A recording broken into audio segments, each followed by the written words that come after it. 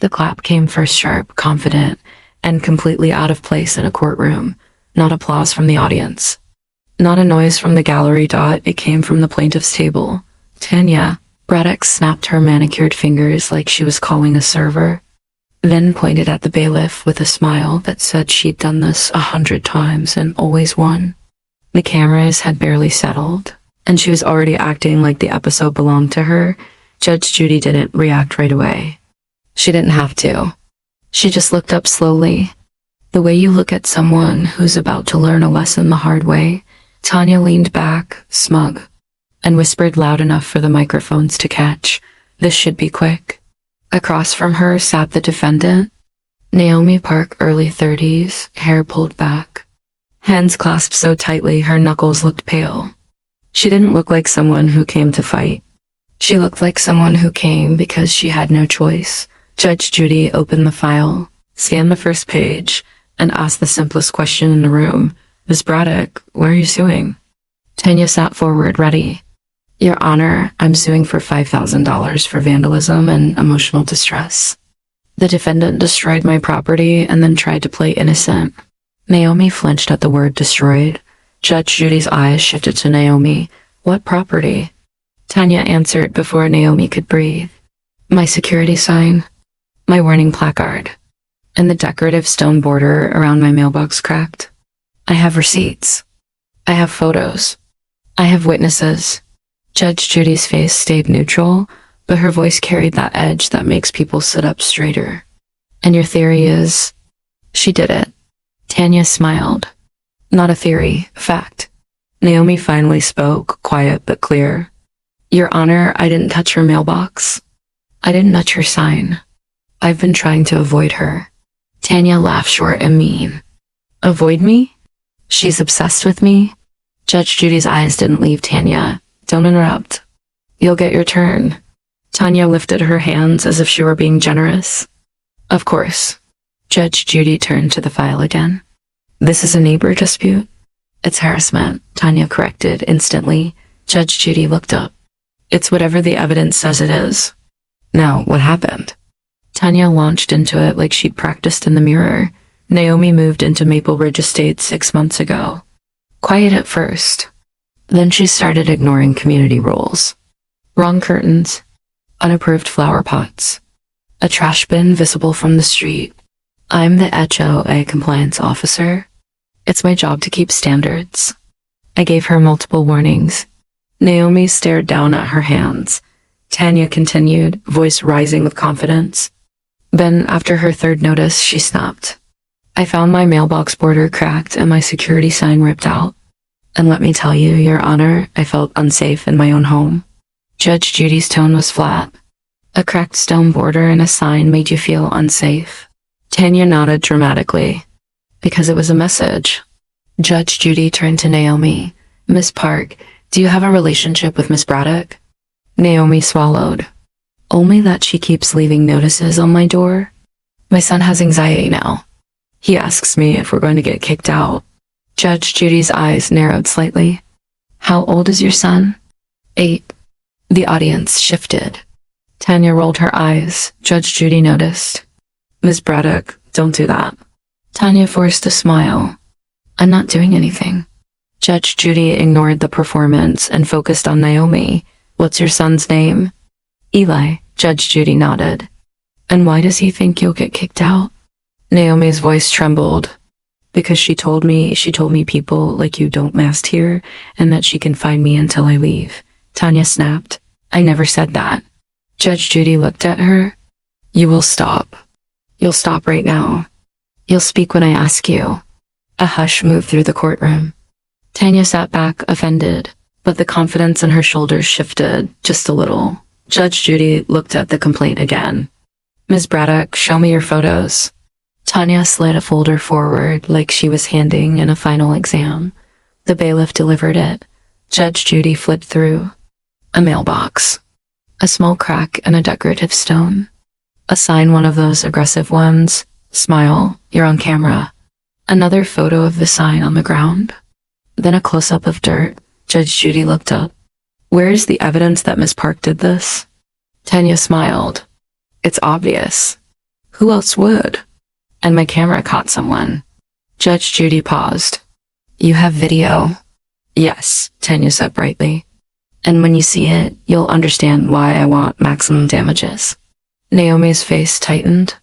Her eyes darted toward the monitor. She looked like she was bracing for impact. Judge Judy noticed that too. Miss Park, why are you reacting like that? Naomi's voice dropped. Because she has cameras pointed at my house, Your Honor. I don't know what she's recorded. I don't know what she twists. Tanya scoffed.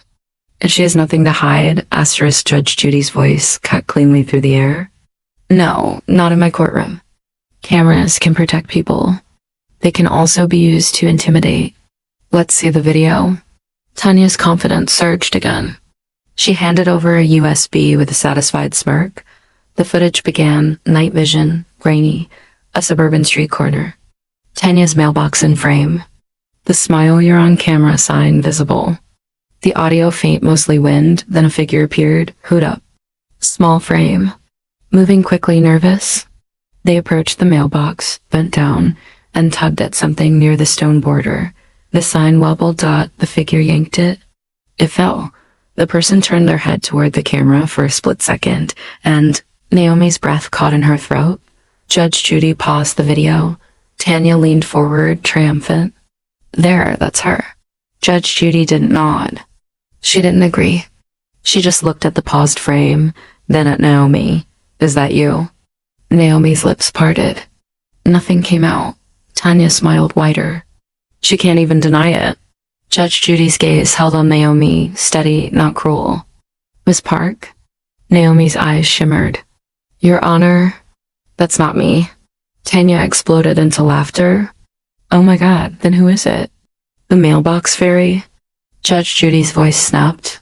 Stop laughing. Tanya's laugh died mid-air. Judge Judy zoomed in on the frame.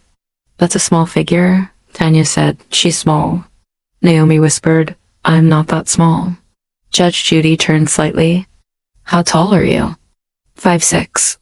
Judge Judy's eyes returned to the screen. The figure looked shorter, and the way they moved wasn't adult confidence. It was jittery, quick, guilty. Judge Judy asked Naomi softly, where were you that night? Naomi answered immediately, almost too quickly. At home, with my son. We were watching a movie. Tanya scoffed. Convenient. Judge Judy didn't bite. She asked, do you have proof? Naomi nodded.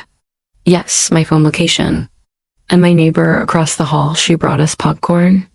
She can testify. Judge Judy nodded once, absorbing it. Asterisk, then she turned to Tanya again. Ms. Braddock, you said you felt unsafe? Yes, Tanya said, pressing it. Judge Judy asked, unsafe enough to put up a sign that says, smile, you're on camera? Tanya smiled. Exactly. Because I'm smart. Judge Judy's voice stayed calm. Or because you like reminding people they're being watched. Tanya's smile faltered. Just for a breath. Judge Judy looked back at the paused video and asked a question that landed like a trap closing. Ms. Braddock, do you have children? Tanya's face shifted. Yes, how old? Tanya's voice got clipped. 9. Judge Judy nodded slowly, then stared at the figure on screen again, the small frame. The hood. The nervous movement. Then Judy asked very quietly, where was your 9-year-old that night? Tanya's confidence flickered, and the courtroom felt that something wasn't lining up. Not yet, but it was close. Asterisk Tanya recovered fast, too fast. My child was in bed, she said. Almost offended the question existed. This has nothing to do with him. Judge Judy's eyes stayed on her. We're going to decide what it has to do with. Naomi sat frozen, like she could feel the story shifting, but didn't know where it would land. Judge Judy looked back at the video. Play it from 10 seconds earlier. The clip rewound. The figure entered again, walking into frame. Judge Judy watched the steps. The reach. The tug. The stumble. Then Judy paused at the exact moment the figure turned. Zoom in. The technician zoomed. The hood shadowed the face. But something was visible. A small reflective strip on the sleeve like a child's jacket. A bright patch, cartoonish. Judge Judy pointed. What is that? Tanya leaned forward, eyes narrowing. Don't know. Judge Judy asked, does your HOA uniform include cartoon patches? The audience gave a tiny nervous laugh. Tanya snapped, no. Judy's voice tightened. Then who wears cartoon patches in your house? Tanya's jaw flexed. Lots of kids' clothes have patches. Judge Judy nodded. Correct, kids. Naomi's eyes widened. Judy turned to Naomi. Miss Park, do you have children besides Eli? No. Does Eli own a jacket like that? Naomi shook her head quickly. No, Your Honor. Judge Judy turned back to Tanya. Your 9-year-old, does he own a jacket like that? Tanya's face flushed. I'm not here to discuss my child's wardrobe. Judge Judy's tone hardened. You are here because you asked for $5,000. If you want money, you answer questions. Tanya looked toward the camera, then back at Judy. My son has nothing to do with this. Naomi is the one with motive. She hates me. Judge Judy asked, why would she hate you? Tanya laughed. Because she can't follow rules. Naomi spoke, voice trembling but rising. I don't hate her. I'm scared of her. She writes notices like threats. Tanya snapped. They are warnings. You people act like rules are violence. Judge Judy's eyes narrowed. You people? Tanya blinked. I meant residents who don't comply. Judy didn't let it slide. Asterisk. Then Judy held up the complaint. Ms. Braddock, you're seeking emotional distress. Tell me what distress. Tanya launched in again, dramatic. I couldn't sleep. I felt targeted. Someone attacked my home. Judge Judy asked, did you call the police? Tanya hesitated. No, why not? Tanya scoffed. Because police don't take HOA issues seriously. Judge Judy's voice was razor calm. Vandalism is not an HOA issue. Tanya's eyes flicked. I handled it through proper channels. Judge Judy looked down at the file again. Your proper channels include suing your neighbor for the maximum amount. Tanya replied quickly. Because it's the only language people like her understand.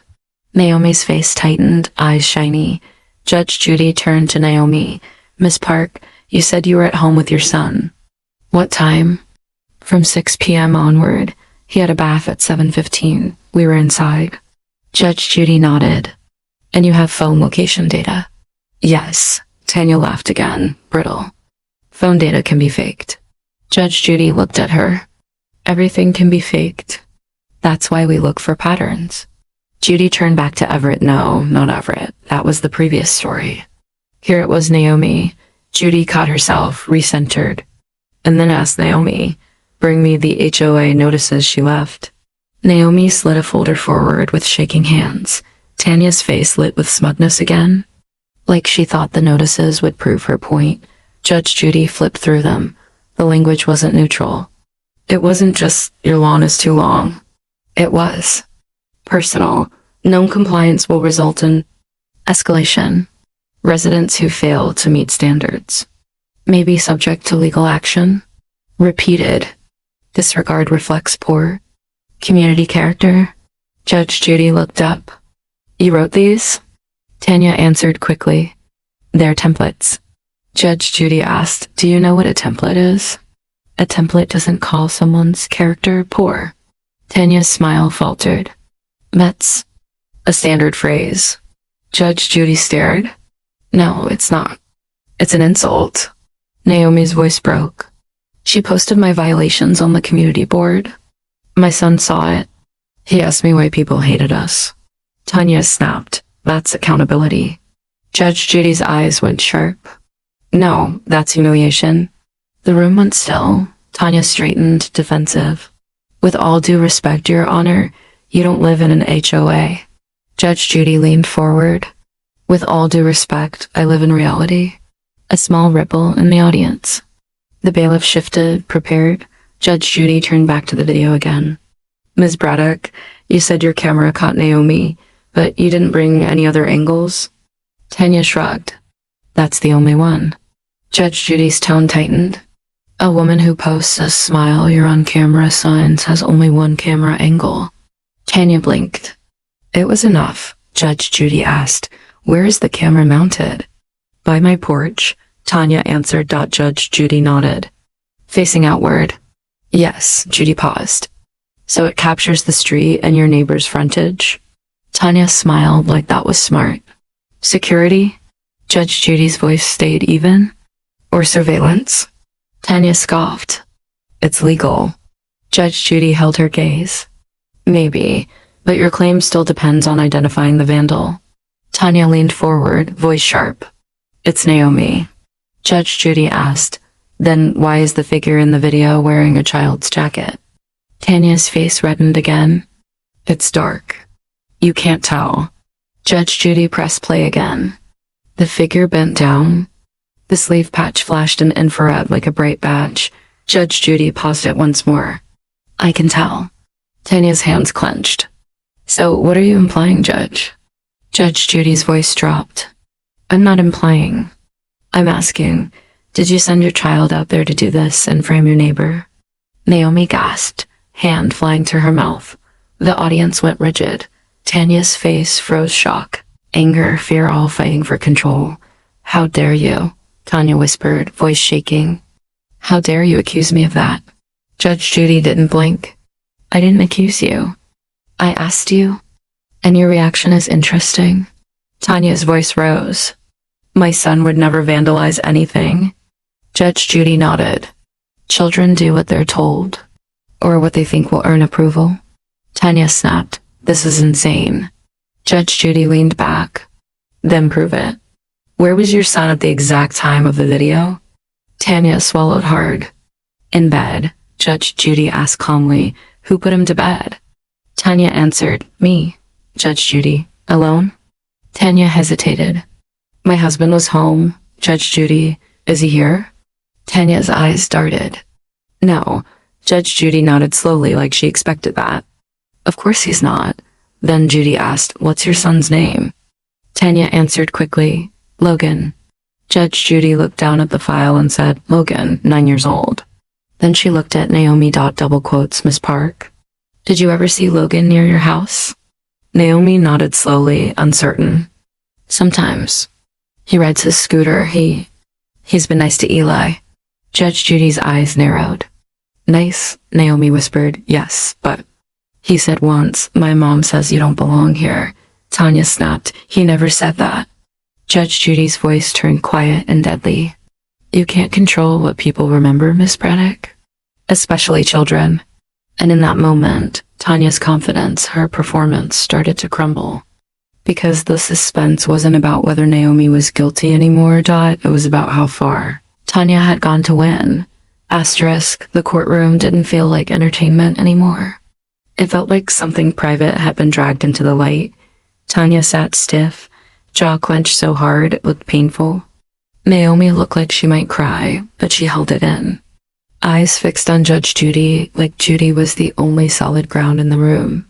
Judge Judy turned the screen off for a moment. Like she didn't want the video to do all the talking. She wanted the people to do it. Miss Braddock, Judy said, you're suing for vandalism. You're also suing for emotional distress. Yet you didn't call the police, you didn't file an incident report, and you handled it through proper channels, meaning your own HOA office. Tanya's voice was clipped. Because I know how these things work. Judy tilted her head. Do you? Tanya leaned forward, trying to regain control through aggression. Naomi has been hostile since day one. Judge Judy asked, hostile how? Tanya snapped, attitude. Eye rolls. Ignoring notices. Judy stared. So not hostile, non-compliant. Tanya's face flushed. Same thing in an HOA? Judge Judy replied instantly. No. In an HOA, you have rules. You don't get to rewrite reality. Tanya scoffed. You're siding with her because she's playing victim? Judge Judy looked at Naomi. You a victim, Miss Park? Naomi's voice shook. I don't want to be. I just want my son to stop shaking when someone knocks. That line hit the room hard. Judge Judy's gaze returned to Tanya. You hear that? Tanya shrugged, cold. That's parenting. Not my fault. Judge Judy leaned forward slightly. You know what's always interesting? People who talk about standards never talk about kindness.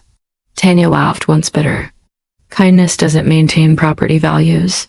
Judy's eyes went sharp. No, it maintains humanity. A beat. Tanya's eyes flickered like she didn't know how to respond to that without sounding like the villain she was becoming. Judge Judy turned to Naomi. Miss Park, why did you move into Maple Ridge? Naomi swallowed. It was affordable. Close to my job. Eli needed stability after his dad left. Her voice cracked on left. She steadied herself. I wanted a safe place. Judge Judy nodded, softer. And what did you get? Naomi's eyes shimmered.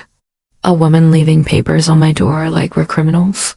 Tanya snapped. Rules aren't criminal. Judge Judy didn't look at her. They are when they're used like a weapon. Tanya exhaled sharply through her nose, furious. So now I'm a weapon? Judge Judy looked up. If you're pointing yourself at people and pulling the trigger with fines and humiliation, yes.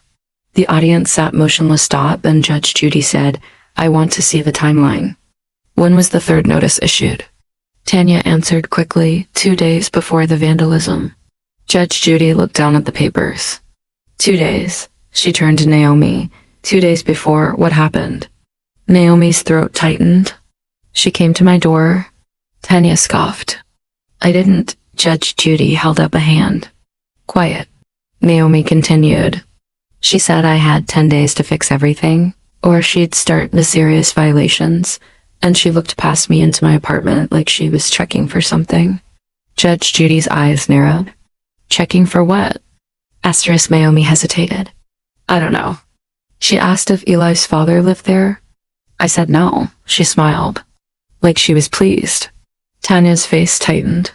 That's not true. Judge Judy looked at her. You're very comfortable calling her a liar. Tanya snapped, because she is. Judge Judy replied, the problem is your video isn't helping you. Tanya leaned back, trying to regain a confident posture. The video shows someone vandalizing my property. Judge Judy nodded. Yes, someone. Then Judy asked, what's the first thing you did when you saw your sign was pulled up? Tanya answered too fast. I checked my camera. Judge Judy, and the second thing?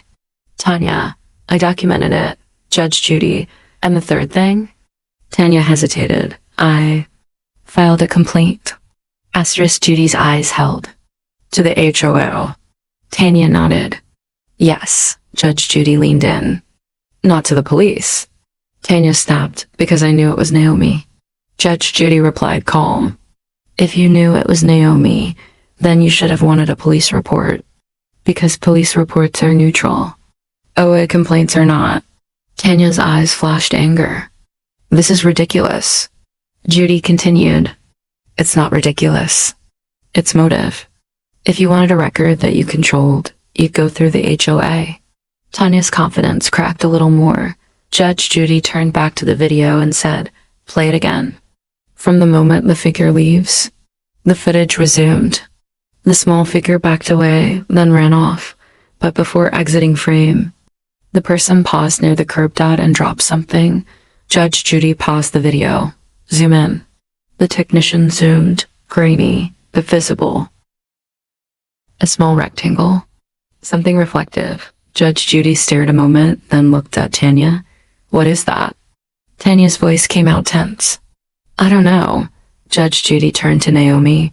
Do you recognize it? Naomi leaned forward, squinting. Her face changed like recognition hit her in the stomach. That looks like a school ID holder. Tanya stiffened. Judge Judy's eyes locked onto Tanya. Your son goes to school. Tanya swallowed. So does every child. Judge Judy asked, does he have a school ID holder? Tanya snapped. I don't know. Judge Judy's voice turned sharp. You don't know if your child has an ID holder? Tanya's face reddened. I'm not being interrogated. Judge Judy replied instantly. You are when you walk into my courtroom and ask me to punish someone? Naomi's eyes widened, breath held. Judge Judy looked to the bailiff. Do we have still frames? Can we print that drop? The bailiff nodded, moved. Judge Judy continued, eyes on Tanya. Miss Braddock, you're acting like you're in charge. But you're not. And here's what I think is happening. Tanya stared, furious. Judge Judy said, I think you wanted her out. I think you knew you couldn't just fine her into leaving without looking like a bully. So you needed a reason bigger than curtains and trash cans. Tanya's voice shook with rage. You're making up stories. Judge Judy didn't blink. Then explain why the vandal is child-sized. Tanya's lips trembled. She tried to smile. It failed. Judge Judy asked Naomi, Miss Park, did anything else happen after the vandalism? Naomi nodded slowly. Yes, the next day she came over, smiling, and she said, maybe this place isn't a good fit for you. Tanya snapped. That's not what I said.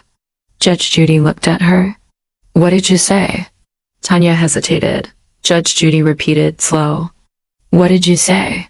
Tanya's eyes darted. I said, if she can't follow rules, there are other neighborhoods. Judge Judy nodded.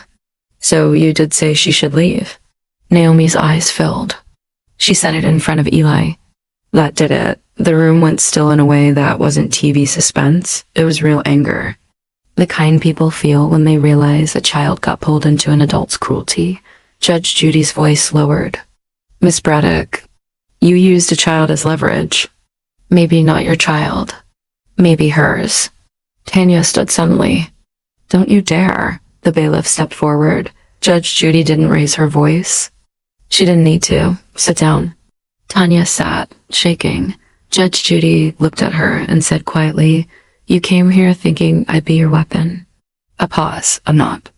I'm your mirror.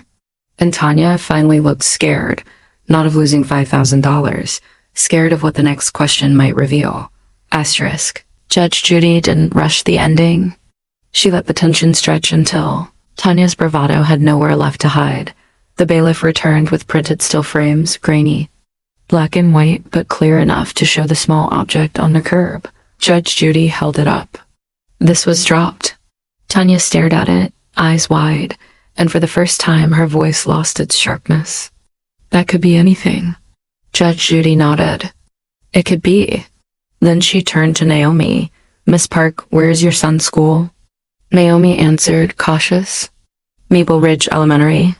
Judge Judy looked back to Tanya. And your son? Tanya's throat tightened. Same. Judge Judy nodded. So if this is a school ID holder, it doesn't narrow it much, except that it tells me this was likely a child. Tanya pressed her lips together. Trembling. Judge Judy continued.